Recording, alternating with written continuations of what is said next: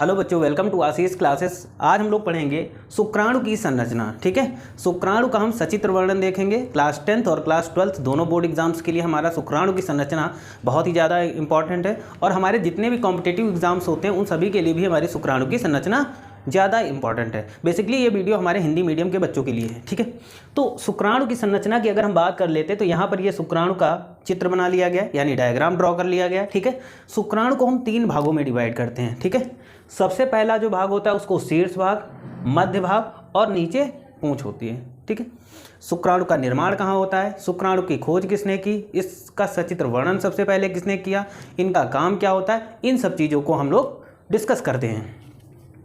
सबसे पहले बात करते हैं तो एंटोनी वॉन ल्यूइनहॉक ने 1677 में सबसे पहले शुक्राणु कोशिका का वर्णन किया।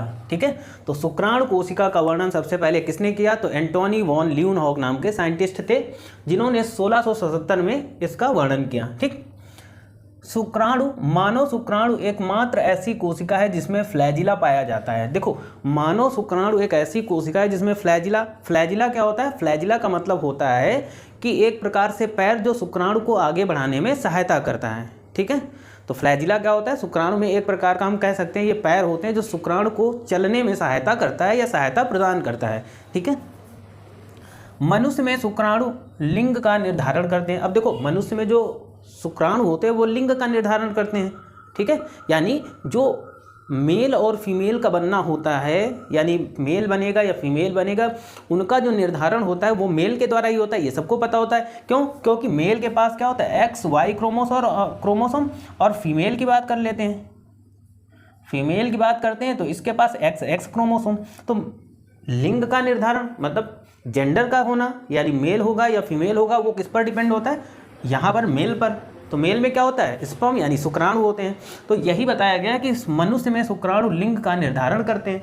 ठीक है, शुक्राणुओं का निर्माण नर के वृषण में होता है। इसके निर्माण में 72 दिन या उससे ज़्यादा का समय भी लग जाता है। देखो, जो शुक्राणु होते हैं हमारे, जो स्पर्म होते हैं, वो कहाँ, वृषण में बनते हैं। ठीक है, वृषण में बनते हैं, वहीं पर पूरी तरीके से परिपक्व होते हैं। और इनके बनने का समय कितना लगता है, इनमें बनने का समय लगता है 72 दिन लगेगा, या फिर हो सकता है उससे ज़्यादा दिन, यानी 72 दिन या उससे ज़्यादा दिन के अंदर ही ज़्यादा दिन लगते हैं शुक्राणु को बनने में या स्पर्म को बनने में। ठीक, आगे देख लेते हैं। शुक्राणु को 3 भागों में बांटा गया। जैसा कि मैंने पहले भी बताया कि शुक्राणु को 3 भागों में बांटा गया, शीर्ष, मध्य और पूंछ। ठीक, देखते हैं। सबसे पहले हम हेड की बात कर लेते हैं। मतलब हेड कौन सा होता है, ये वाला जो पार्ट, सिर, इसी को बोलते हैं सिर। इस वाले पार्ट के बारे में हम लोग पढ़ेंगे। इसमें क्या बताया गया, सिर एक अंडाकार जैसी संरचना होती है जिसका आकार 5 से 8 माइक्रोन तक होता है या 2 भागों से मिलकर बना होता है। तो देखो, ये जो शुक्राणु का ऊपर का पार्ट दिख रहा है इसको हम सिर बोलते हैं। ठीक है, ये सिर होता है जो अंडाकार होता है और ये कितना बड़ा होता है, तो 5 से 8 माइक्रोन तक होता है। और इसको भी हम 2 भागों में बांटते हैं, यानी सिर को भी हम 2 भागों में बांट देते हैं। पहला पार्ट कौन होता है, एक्रोसोम या अग्रपिंडक। ठीक है, शुक्राणु के सिर का 40 से 50% भाग होता है। ठीक है,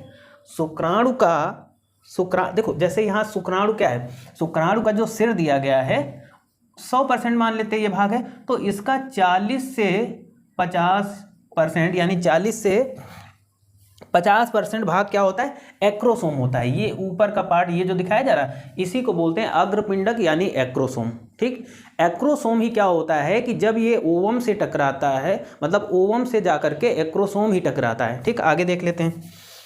अब देखो, इसमें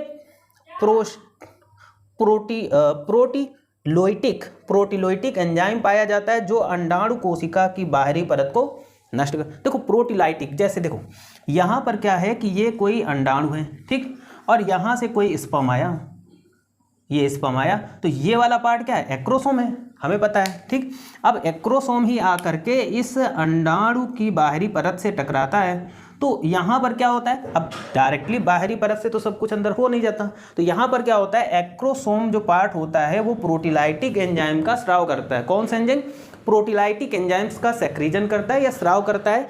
ये एंजाइम क्या होता है कि इस अंडाणु की ओवम की बाहरी लेयर को क्या कर देता है, डिस्ट्रॉय कर देता है, मीन्स नष्ट कर देता है। अब जब नष्ट कर देता है, डिस्ट्रॉय कर देता है, तो स्पर्म अंदर की ओर चला जाता है, ठीक है, यानी स्पर्म ओवम के अंदर चला जाता है और फर्टिलाइजेशन की प्रोसेस यानी निषेचन की क्रिया यहाँ पर संपन्न हो जाती है। आगे देख लेते हैं। अब नाभिक, हम न्यूक्लियस की बात कर लेते हैं, ठीक है। न्यूक्लियस भी है, इधर अंदर का ये जो पार्ट होता है न्यूक्लियस होता है। तो ये क्या होता है, नाभिक में शुक्राणु कोशिका के सभी 23 गुणसूत्र पाए जाते हैं, ठीक है।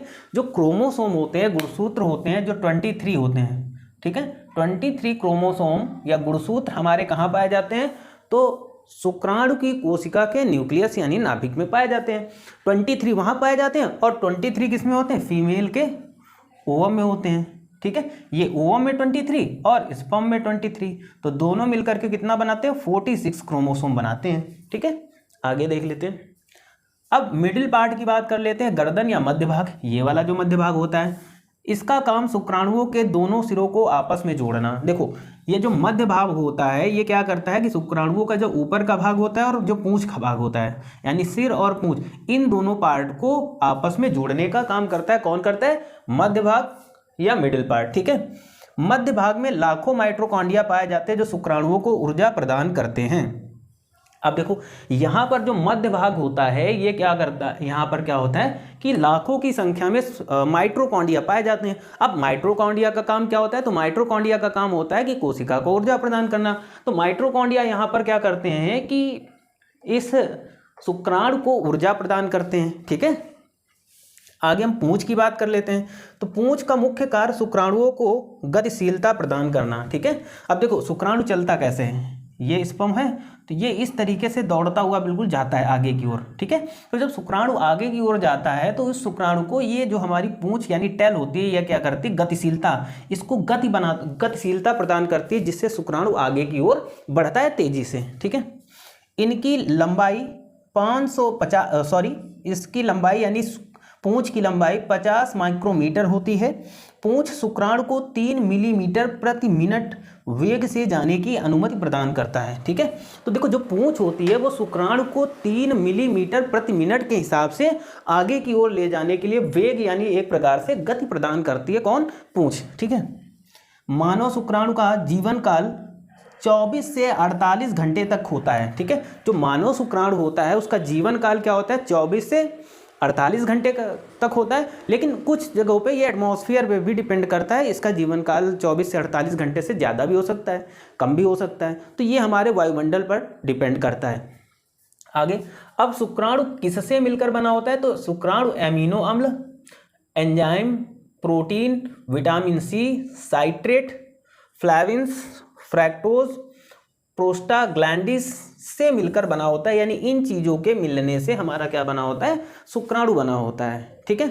अब शुक्राणु, देखो शुक्राणु बेसिकली होता क्या है, अगर हम शुक्राणु की बात करें तो जैसे एक टेस्टिस हो हमारे पास या 2 टेस्टिस हों, अगर एक टेस्टिस हटा भी दी जाए तब भी शुक्राणुओं का प्रोडक्शन होता रहता है, मतलब शुक्राणु बनते रहते हैं, लेकिन उनकी जो नंबर ऑफ क्वांटिटी होती है वो कम हो जाती है, मतलब शुक्राणु कम मात्रा में निकलेंगे, ठीक है। शुक्राणु 1 महीने तक या 20 से 25 दिन तक हमारे टेस्टिस में स्टोर रहते हैं।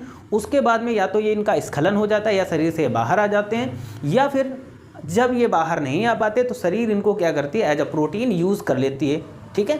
तो ये शुक्राणुओं का फंक्शन होता है। शुक्राणु कम मात्रा में होने पर भी प्रॉब्लम्स हो जाती है, कभी कभी इनका जो शुक्राणु का प्रोडक्शन होता है या कम क्वांटिटी में शुक्राणु निकलते हैं, या कभी कभी बराबर मात्रा में निकलते हैं। तो जब कम मात्रा में शुक्राणु निकलते हैं तो उस समय जो फर्टिलाइजेशन होती है, निषेचन प्रक्रिया होती है, उस पर इसका प्रभाव देखने को मिलता है। इससे क्या होता है कि कम मात्रा में शुक्राणुओं के निकलने पर निषेचन की प्रक्रिया कंप्लीट नहीं हो पाती है, ठीक है, ये होता है। तो हमने शुक्राणु के बारे में बेसिक से थोड़ा सा जानकारी ले ली है ना। तो शुक्राणु हमारे जैसे बनते कहाँ, तो ये टेस्टिस में बनते हैं, यानी वृषण में बनते हैं, और टेस्टिस हमारे शरीर से अलग होती हैं, मतलब नीचे एक पॉच लाइक स्ट्रक्चर यानी थैलेनुमा संरचना में बंद रहते हैं। अब इनको बाहर शरीर के इसलिए रखा गया है क्योंकि जो शरीर का हमारा टेम्परेचर होता है या ताप होता है, उस ताप पर उस वृषण के अंदर शुक्राणुओं का निर्माण नहीं हो सकता है, इसीलिए टेस्टिस बाहर होते हैं, है ना। बाहर के टेम्परेचर पर शुक्राणुओं का निर्माण हमारे वृषण में हो जाता है। आई थिंक सबको समझ में आया होगा। इंपॉर्टेंट टॉपिक था। और इससे पहले अगर आप चैनल पर नए हैं तो चैनल को सब्सक्राइब, वीडियो को शेयर और लाइक करिएगा और बेल आइकन को प्रेस करके रखिएगा, जिससे आपको वीडियो का नोटिफिकेशन सबसे पहले मिले। Thank you for this class.